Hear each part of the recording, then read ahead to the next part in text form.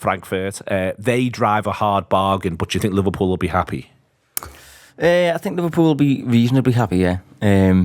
I think it is a bit more expensive than I would have personally expected. I think it's a bit more expensive than I would have personally liked.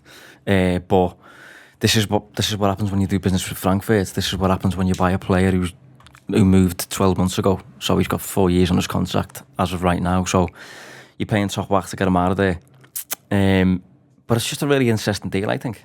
I'm interested to know what everyone in the room thinks of him, actually, because I've seen split opinion online, and I think my opinion's a little bit split. Because he's... How is your opinion split? Well, I think the numbers really like him. You know, if you've never watched him play, then he ticks a lot of boxes when it comes to the numbers. Obviously, he underperforms expected goals based on the past year. That's not ideal. But he carries the ball a lot, he dribbles a lot, gets a ton of shots.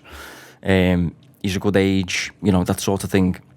But then you watch him play, and he looks graceful and like elegant at times, and like a really good link player and things like that. But then at times he also looks a little bit awkward and like ungainly almost.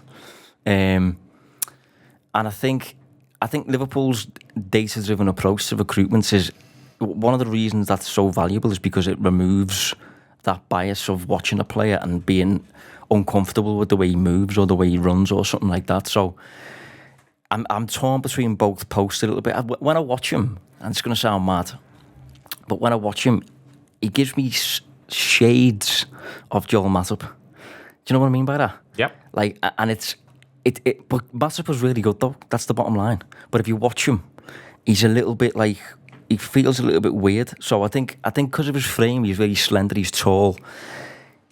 He gets to a decent top speed, but doesn't accelerate particularly quickly. So there's just a lot to weigh up for me, and I've been weighing it up since we got linked with him. And I still don't know where I am. Sean, where are you then? I took more of an interest in Frankfurt for other reasons over the past few years. I don't anymore. But for a few years I did. And I think it's the best signing that Liverpool can make if you assume that Isaac isn't going to happen. In that Liverpool need a centre-forward that is going to support getting the best out of Florian Wirtz and Mo Salah. The money that's been put on the table for them, the mission is, yes, we need you to contribute, but they are the two main men. If you assume this is a four-pronged attack in the main, yes, Liverpool will tweak different shapes up front, but in the main, I think we can all assume there's going to be a centre-forward, Florian Wirtz in behind, Salah right, someone left side. Now, you've also got the question of when Salah leaves, you don't replace Mo Salah, but as a front four, can you get the same output, goals and assists from whatever that is now? So there's a view that Florian Wirtz is oven ready right now, and he might even be better, which is terrifying by the time 2027 comes. The positives with Ekitike is that he was in a Frankfurt side which was built solely around Omar Marmoush, and Arne Slot was a number 10 himself. So the plan when you've got a 10 that you want to get the most out of, you need width. Doesn't have to come from the wingers, but you need width. And they want a 9 that's going to stretch the play. So if the opposition push the line up, the 10 can play through balls to a 9 that's just going to keep making them runs. And if the 9 does push the line back, it creates more room for the 10 to play. So the 10's like, okay, I can either play the 9, and if they play high, if they don't, I can do my thing in space. And that's what they want. Now, at Frankfurt, the plan was Omar Marmoush, Omar Marmoush, Omar Marmoush. And the plan was that they use Hugo Larsson as a bit of a sacrificial lamb and go, you're going to sweep behind him. And the tactical plan was Ekitike just stretches it. And that doesn't mean you don't contribute, but let's get the most out of Marmoush. And they do. And internally at Frankfurt, I don't think they expected to get Champions League once they sell Marmoush. So if you're looking at, can Hugo Ekitike play in a front line where you get the most out of a number 10? Yeah, because he's proven that he can. And then if you look at what Mo Salah likes in a 9, like Salah's on record, isn't he, of saying how much he enjoys playing with Darwin Núñez? And if you think about that, there's similarities with Ekitike in the way that he plays in terms of that dynamism. And then if you look at sort of a modern forward, sounds a bit harsh, he may be ungainly. That's the word I've just used, yeah. But I think when you watch him, I think he kind of glides a bit. And look, he's great at dribbling. He's great on. He's good on the ball and can be great on the ball, being consistent. Likes that Thierry Henry space inside left in particular, sort of cutting in on the right. Again, they're things that Liverpool can tweak. So the one negative about his game is that there's a bit of inconsistency, but Liverpool will go, well, he's only played one season of football. This is the first season that he's ever done more than half a season of minutes even. So there's a rawness to him. And in some senses, that's quite exciting for a coach like Arne Slot. And you look at the attacking power that he's going to have in and around him. Negatives, he's not a natural finisher like a Robbie Fowler.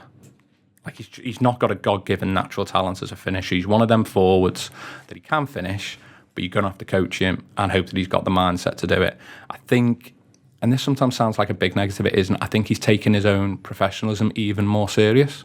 And I think when you say that, it makes out that he might have been like Neil Ruddock levels of professionalism. He isn't. I just think that he's taken his career a lot more serious. So the negatives, when you compare him to someone like an Isaac, can he make that step up against Premier League defences rather than Bundesliga? Can he improve his finishing? Because he, at one point last year, he was like double figures off his XG to goals. Now, he did improve that, but he's at Darwin Núñez levels of underperformance in terms of his finishing.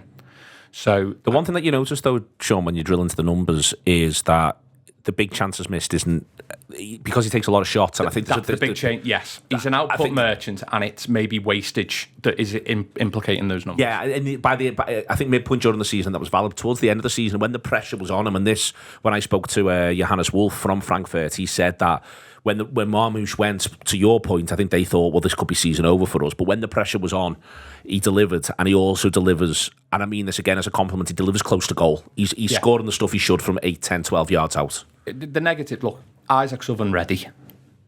Ekitike is like being given the ingredients. Yeah. And you might be able to make him you might be able to make him better. You might be able to make him the same, but does he settle? Is this too big a club for him? Is this too big a move for him?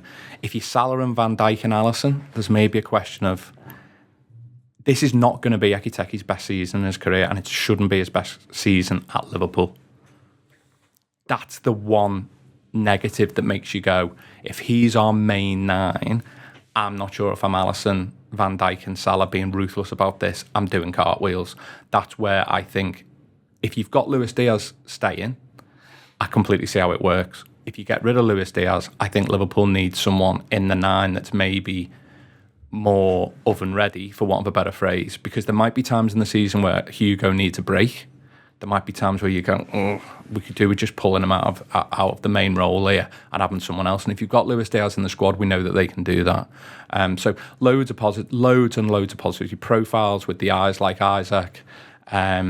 He profiles on the numbers like Isaac. He ticks every box that Salah and Birch would want. I think Liverpool couldn't do a better job on recruitment. Like him over Osimhen, Sesko, Gyökeres, it's not even a conversation. And I think 69 mil for that is actually quite a good deal for him.